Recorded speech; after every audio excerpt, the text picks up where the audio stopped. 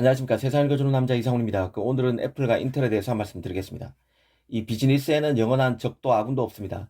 자신의 상황에 따라 돌고 도는 것인데요. 인텔과 애플이 그랬습니다. 애플은 그간 인텔의 그 CPU를 써오다가 인텔이 미세공정 개발이 막히면서 CPU 성능이 지지부진하자 자체 CPU를 만들었습니다. 그래서 지금 인텔은 애플이 미울 수밖에 없는데요. 애플의 시도가 다른 PC 노트북 업체에도 자체 칩 설계에 나서도록 만드는 자극제가 될 수 있는 탓입니다.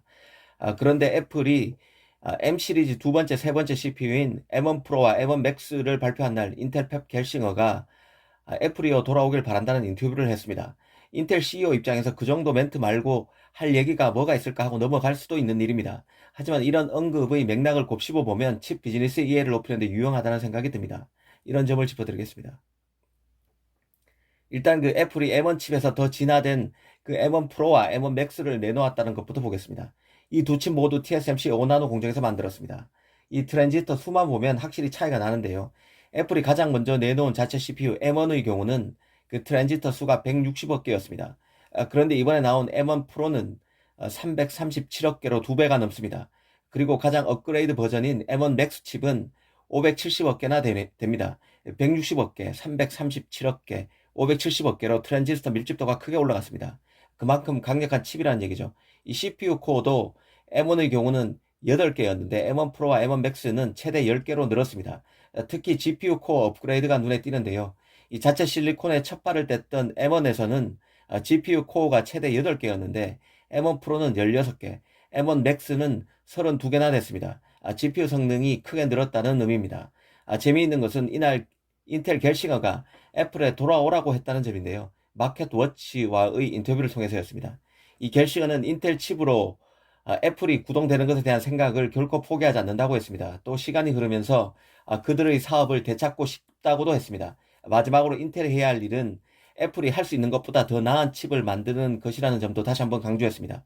사실 애플의 자체 ARM 기반 칩으로의 전환은 2020년 6월에 발표됐습니다. 지금보다 1년이 조금 더 지났죠. 이번 M1부터 M1 프로, M1 맥스까지 세 개의 자체 CPU를 애플이 내놨는데요. 결과는 아시다시피 성공입니다. 현재 시점에서는 인텔 CPU가 들어간 맥을 구입할 수는 있지만 M 시리즈 장착 모델이 더 뛰어나기 때문에 인텔과 맥의 조합으로 구성된 제품을 살 하등의 이유는 없습니다. 사실 애플의 성공은 애플만의 노력과 실력으로만 이뤄진 것은 아닙니다. 인텔 프로세서와 마이크로소프트의 윈도우 OS 조합을 이루는 강구했던 윈텔 조합에 금이 가고 있기에 가능한 것인데요. 이제 마이크로소프트는 ARM 기반 프로세서를 장착한 PC도 시장에서 살아남을 수 있도록 다양한 지원을 하고 있는 상황입니다.